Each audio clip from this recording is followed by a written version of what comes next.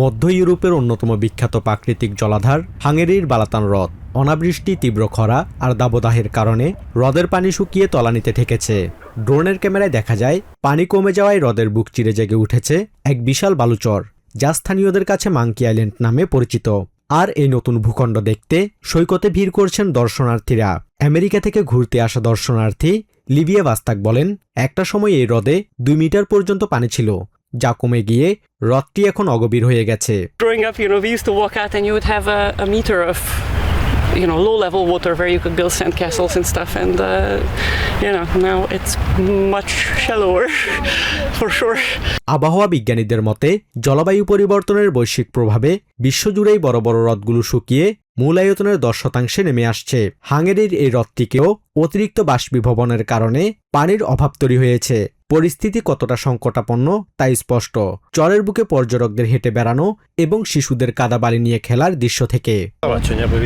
বালাতন হ্রদের পানির স্তর এতটাই নিচে নেমে গেছে যে আমি এখানে এরকম বড় বালুচর আগে কখনো দেখিনি। জলবায়ু পরিবর্তনের পাশাপাশি অপরিকল্পিত পানি ব্যবস্থাপনার কারণেও এমনটা হতে পারে। পরিস্থিতি যেদিকে যাচ্ছে, এই বছরের শেষের দিকে এই চর আরও দীর্ঘ ও চওড়া হয়ে জেগে উঠবে। পানি কমে যাওয়ার এই প্রভাব সরাসরি আঘাত হেনেছে হাঙ্গেরির পর্যটন খাতেও। গত বছরের তুলনায় এবার হ্রদে দর্শনার্থীদের উপস্থিতি অনেকটাই কম। অনেক পর্যটক এখন নিজ দেশ ছেড়ে প্রতিবেশী দেশ ক্রোয়েশিয়ার সমুদ্র সৈকতে পাড়ি জমাচ্ছেন। গত বছরের তুলনায় এবার এখানে ভিড় অনেক কম বলেই মনে হচ্ছে। হ্রদের পানির স্তর এভাবে কমে যাওয়ায় মানুষ এখন দেশের চেয়ে প্রতিবেশী ক্রোয়েশিয়ার সমুদ্র সৈকতের দিকেই বেশি আকৃষ্ট হচ্ছে। আমার মনে হয় এ কারণেই এবার অনেকে বেড়াতে দেশের বাইরে চলে যাচ্ছেন। বৈশ্বিক জলবায়ু সংকট হাঙ্গেরি সরকারের একক প্রচেষ্টায় সমাধান কতটা সম্ভব তা নিয়ে সংশয় থাকলেও প্রকৃতির এই বিরূপ আচরণ ভবিষ্যৎ প্রজন্মের জন্য এক বড় সতর্কবার্তা। 4 জুলাই আমেরিকার 250তম স্বাধীনতা দিবসের আবহে বিশ্ব রাজনীতিতে দেখা গিয়েছে বড় ধরনের কূটনৈতিক তৎপরতা। প্রেসিডেন্ট ডোনাল্ড ট্রাম্পের সাথে ফোনে পৃথকভাবে কথা বলেছেন রুশ প্রেসিডেন্ট ভ্লাদিমির পুতিন এবং ইউক্রেনের প্রেসিডেন্ট ভলোদিমির জেলেনস্কি। রবিবার ক্রেমলিনের পক্ষে ইউরি উশাকভ জানান, পুতিন ও ট্রাম্পের মধ্যকার ফোনালাপটি প্রায় 1 ঘন্টা 25 মিনিট স্থায়ী ছিল, যা চলতি বছরে তাদের চতুর্থ আলোচনা। প্রেসিডেন্ট ডোনাল্ড ট্রাম্প ইউক্রেন যুদ্ধ দ্রুত বন্ধ করতে এবং সংকট উত্তরণে কাজ করার ইচ্ছা পুনর্ব্যক্ত করেছেন। আগামী সপ্তাহে তুর্কিয়েতে অনুষ্ঠেয় নেটো সম্মেলনের প্রেক্ষাপটে এই ফোনালাপ অত্যন্ত গঠনমূলক ছিল। সংকট সমাধানে ট্রাম্পের বিশেষ দূতরা তাদের মধ্যস্থতা প্রচেষ্টা অব্যাহত রাখবেন এবং সুবিধাজনক সময়ে আবারও মস্কো সফরে যাবেন। উশাকভ আরও জানিয়েছেন, পুতিন আলোচনায় স্পষ্ট করেছেন রাশিয়ার মৌলিক শর্তগুলো মেনে নিলেই কেবল কূটনৈতিক উপায়ে যুদ্ধবন্ধ সম্ভব। তবে কিয়েভ ও তার ইউরোপিয়ান মিত্ররা যুদ্ধকে আরও দীর্ঘায়িত করতে চায় বলে পুতিন অভিযোগ করেন।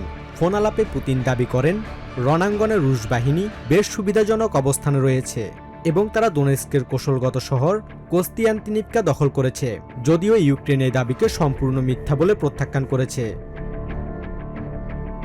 অন্যদিকে ইউক্রেনের প্রেসিডেন্ট জেলেনস্কি ট্রাম্পের সাথে ফোনালাপকে অত্যন্ত চমৎকার উল্লেখ করে এক্সপোস্টে বলেন, যুদ্ধ অবসানের একটি বাস্তব সম্ভাবনা তৈরি হয়েছে এবং সেক্ষেত্রে আমেরিকার সিদ্ধান্তই হবে চূড়ান্ত।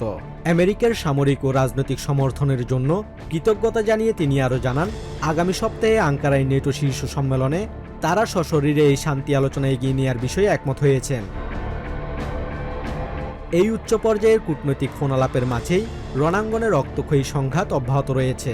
রাশিয়ার দখলকৃত ক্রিমীয় উপদ্বীপে ইউক্রেনিয়ান বাহিনীর দূরপাল্লার ক্ষেপণাস্ত্র হামলায় 1 জন নিহত এবং বেশ কয়েকজন আহত হয়েছেন। জ্বালানি অবকাঠামো ধ্বংসের মাধ্যমে ক্রিমিয়াকে বিচ্ছিন্ন করার অংশ হিসেবেই ইউক্রেন সাম্প্রতিক সময়ে হামলার তীব্রতা বাড়িয়েছে এই অঞ্চলে। অ্যাটলান্টিক সিটিতে ব্যাপক আনন্দ আয়োজনে আমেরিকার স্বাধীনতা 250 বছর উদযাপিত হয়েছে। শনিবার সারাদিনব্যাপী বিভিন্ন আনন্দ আয়োজনের মধ্যে ছিল আতশবাজি পোড়ানো, ড্রোন শো, আলোকসজ্জা, বারবিকিউ পার্টি, ব্লক পার্টি, সঙ্গীত অনুষ্ঠান ইত্যাদি। এবছর স্বাধীনতার 250 বছর উদযাপিত হওয়ায় আনন্দ উদযাপনে যোগ হয়েছিল ভিন্ন এক মাত্রা। 2 শতাব্দীরও বেশি সময়ের এই যাত্রায় আমেরিকা শুধু একটি স্বাধীন রাষ্ট্র হিসেবেই নয়, বরং বিশ্ব রাজনীতি, অর্থনীতি, বিজ্ঞান, প্রযুক্তি, চিকিৎসা, মহাকাশ গবেষণা এবং উচ্চশিক্ষার অন্যতম নেতৃত্বদানকারী দেশ হিসেবে নিজেদের প্রতিষ্ঠা করেছে। এবছর স্বাধীনতার 250 বছর উদযাপিত হয়েছে, তাই আনন্দ উদযাপনে যোগ হয়েছিল ভিন্ন এক মাত্রা।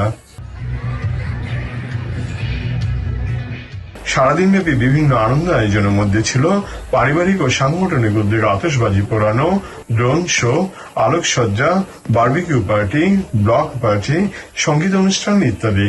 I expect in the next 250 years of America that we still grow as a country, because we started off small with just the 13 colonies, and then we grew to something big with metropolises like New York and Los Angeles. So I expect that in the next 250 years we become even bigger. Happy Independence Day to everybody who celebrates. In 250 years, hopefully, the United States continues to expand as a global nation and as a first world country. এছাড়া Atlantic সিটির পার্শ্ববর্তী শহরগুলোতে স্বাধীনতা দিবস উদযাপন উপলক্ষে cycle rally, parade সহ বিভিন্ন অনুষ্ঠানের আয়োজন করা হয়েছিল। Happy Independence Day.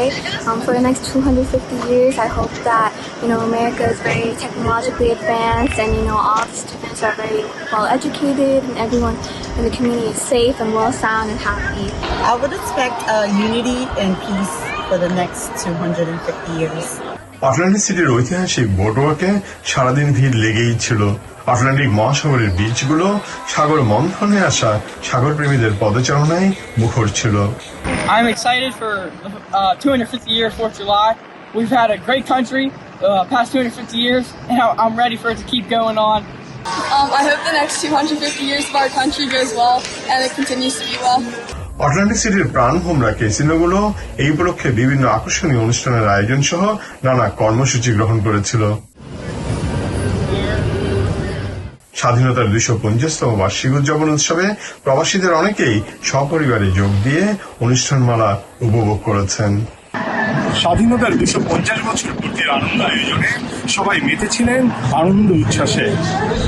উৎসবের আনন্দের এলো গায়ে মেখে সবাই ফিরে গেছেন যার যার বাসায়।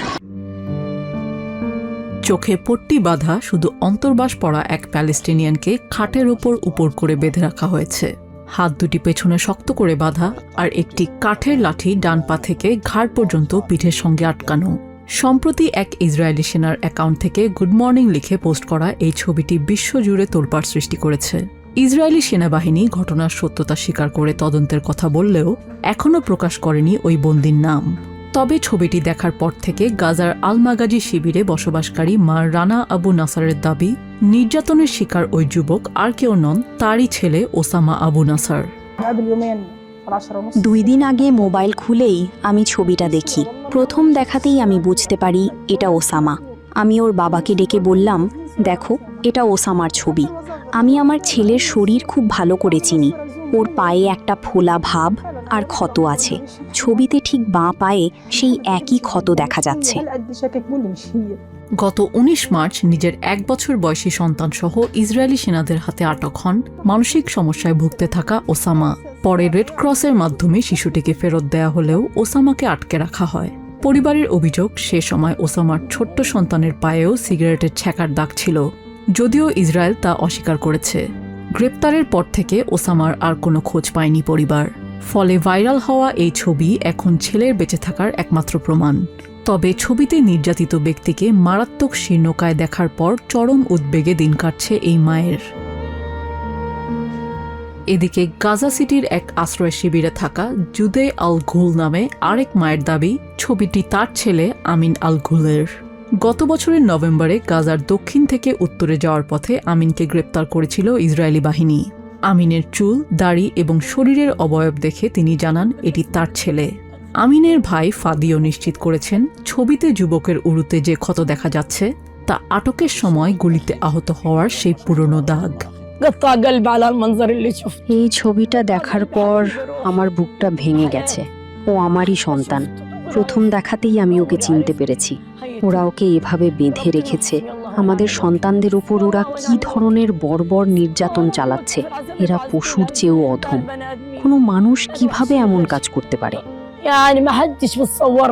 বর্তমানে গাজার প্রায় 1200 প্যালেস্টিনিয়ানকে কোনো নির্দিষ্ট মেয়াদ ছাড়াই ইসরায়েলি কারাগারে বন্দী করে রাখা হয়েছে।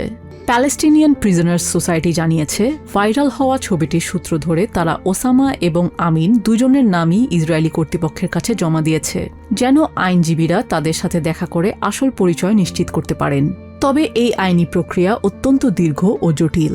ইসরায়েলের এই নির্মম গোপন বন্দিশালায় আর কত প্যালেস্টিনিয়ান এমন অমানবিক নির্যাতনের শিকার হচ্ছেন, সেই প্রশ্নই এখন বড় হয়ে দাঁড়িয়েছে। প্রেসিডেন্ট ডোনাল্ড ট্রাম্পের একটি মন্তব্য যেন আগুনে ঘি ঢেলেছে তেহরানের রাজপথে। খামেনির জানাজায় ইরানিদের অশ্রুপাত দেখে ট্রাম্প মন্তব্য করেছিলেন, তিনি ভেবেছিলেন মানুষ খামেনিকে ঘৃণা করে, তাই এই কান্না হয়তো ভুয়া কান্না। ট্রাম্পের এমন উপহাসের জবাবে রবিবার তেহরানের গ্র্যান্ড মোসাল্লায় ক্ষোভে ফেটে পড়েন সাধারণ ইরানিরা। তেহরানে এদিন সামরিক বাহিনীর সদস্যদের ব্যাপক উপস্থিতিও চোখে পড়ে। ইরানিদের স্পষ্ট কথা, ৪৭ বছর আগে কোনো ভুয়া কান্নার জন্য তারা ইসলামিক বিপ্লব করেননি। হাজারো শহীদদের উৎসর্গও করা হয়নি পশ্চিমাদের নাটক দেখানোর জন্য। একই সাথে যুদ্ধে জয়ী হওয়ার দাবি ও ইউএস ইসরায়েলের বিরুদ্ধে ক্ষোভ জানান তারা। আমরা ৪৭ বছর আগে ভুয়া চোখের জল ফেলার জন্য বিপ্লব করিনি। এই সমস্ত শহীদদের আমরা মিকি কান্নার জন্য উৎসর্গ করিনি। আমি ইসলামী বিপ্লবের যোদ্ধাদের বিজয়ের জন্য প্রার্থনা করেছি। আমার বিশ্বাস তারা বিজয়ী হবে। এই যুদ্ধে আমরাই জিতব এবং ইসরায়েল ধ্বংস হবে। শুধু মুখের জবাবে সীমাবদ্ধ থাকেনি এই ক্ষোভ। প্রয়াত সর্বোচ্চ নেতার শেষ বিদায়ে অংশ নেওয়া লাখো জনতা সরাসরি ট্রাম্প এবং ইসরায়েলি প্রধানমন্ত্রী বেঞ্জামিন নেতানিয়াহুর মৃত্যুদণ্ড দাবি করেছে। শোক মিছিলে নেতানিয়াহুকে হত্যা করো, ট্রাম্পকে হত্যা করো শীর্ষক স্লোগান সম্বলিত প্ল্যাকার্ড প্রদর্শন করে এই দাবি জানান তারা। ইউএস ইসরায়েলি যৌথ হামলায় আয়াতুল্লাহ আলী খামেনি নিহত হওয়ার পর ক্ষুব্ধ ইরান এখন প্রতিশোধের আগুনে জ্বলছে। প্রতিশোধ নিশ্চিত স্লোগান তুলে ইরানিরা বলছেন, এই শোকের কান্না কোনো দুর্বলতা নয়, বরং তা আমেরিকান সাম্রাজ্যবাদ ও ইসরায়েলকে ধ্বংস করার নতুন শপথ। নিউ ইয়র্ক থেকে সম্প্রচারিত TVN 24 টেলিভিশন বিশ্বজুড়ে বাঙালির কণ্ঠস্বর।